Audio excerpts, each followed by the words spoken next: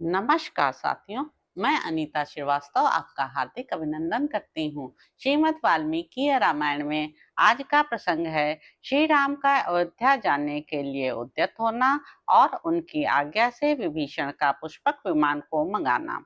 उस रात्रि को विश्राम करके जब शत्रुसूदन श्री राम दूसरे दिन प्रातः काल सुख पूर्वक उठे, तब कुशल प्रश्न के पश्चात विभीषण ने हाथ जोड़कर कहा, रघुनंदन, स्नान के लिए जल, अंगराग, वस्त्र, आभूषण, चंदन और भांति भांति की दिव्य मालाएं आपकी सेवा में उपस्थित हैं।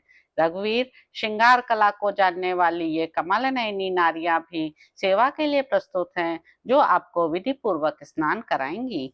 विभीषण के ऐसा कहने पर श्री रामचंद्र जी ने उनसे कहा, मित्र, तुम सुग्रीव आदि वानर वीरों से स्नान के लिए अनुरोध करो।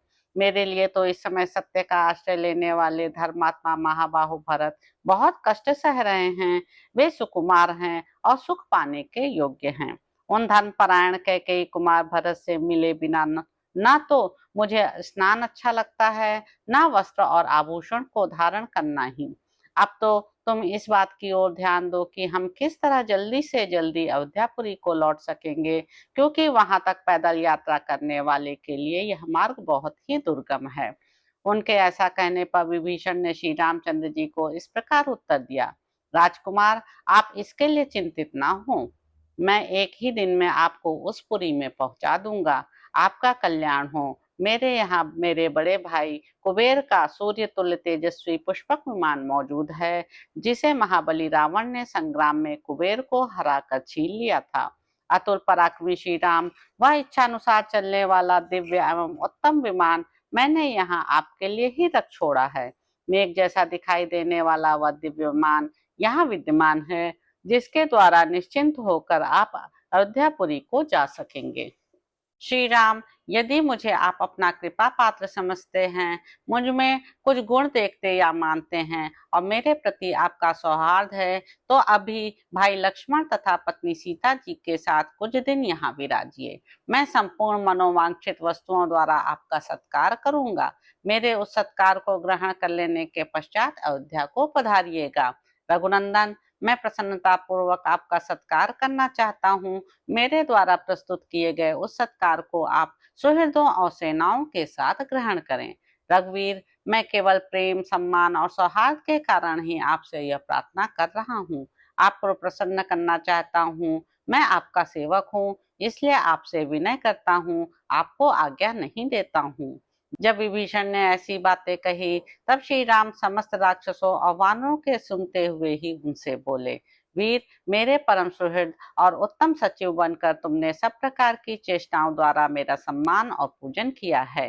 राक्षसेश्वर, तुम्हारी इस बात को मैं निश्चय ही अस्वीकार नहीं कर सकता हूँ, परंतु इस समय मेरा मन अपने उन भाई भरत को देखने के लिए उतावला हो उठा है, जो मुझे लौटा ले जाने के लिए चित्रकूट तक आए थे और मेरे चरणों में सिर झुकाकर याचना करने पर भी जिनकी बात मैंने नहीं मानी थी।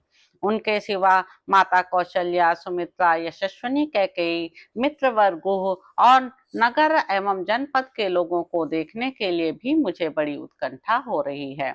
सौम्य विभीषण, अब तो तुम मुझे जाने की ही अनुमति दो। मैं तुम्हारे द्वारा बहुत सम्मानित हो चुका हूँ।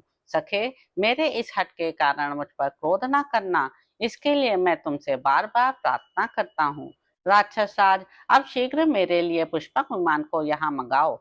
जब मेरा यहाँ कार्य समाप्त हो गया, तब यहाँ ठहरना मेरे लिए कैसे ठीक हो सकता है। श्री रामचंद्र जी के ऐसा कहने पर राक्षस राज विभीषण ने बड़ी उतावली के साथ उस सूर्य तुल्य तेजस्वी विमान का आवाहन किया। उस विमान का एक एक अंग सोने से जड़ा हुआ था, जिससे उसकी विचित्र शोभा होती थी। उसके भीतर वैदूर्य मणि की वेदियां थीं, जहां तहां गुप्त ग्रह बने हुए थे, और वह सब और चांदी के समान चमकीला था। वह श्वेत पीत वर्ण वाली पताकाओं और ध्वजों से अलंकृत था। उसमें सोने के कमलों से सुसज्जित स्वर्णमयी अट्टालिकाएं थीं, जो उस विमान की शोभा बढ़ाती थीं। सारा विमान छोटी छोटी घंटियों से युक्त झालरों से व्याप्त था। उसमें मोती और मणियों की खिड़कियां लगी थीं। सब और घंटे बंधे थे, जिससे मधुर ध्वनि होती थी। वह विश्वकर्मा का बनाया हुआ विमान सुमेरु शिखर के समान ऊंचा तथा मोती और चांदी से सुसज्जित बड़े बड़े कमरों से विभूषित था।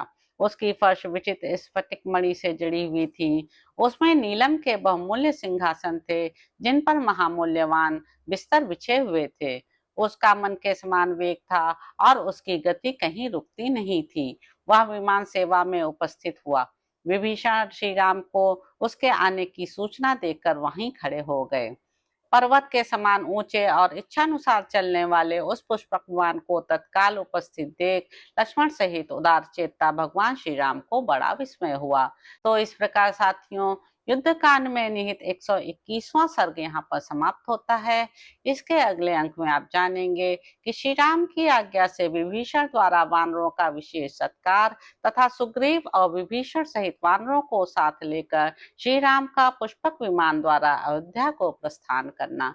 तो अब आपसे अगले अंक में मुलाकात होगी। मेरे YouTube चैनल संवाद विद अनीता को लाइक करें, शेयर करें, सब्सक्राइब करें। धन्यवाद साथियों।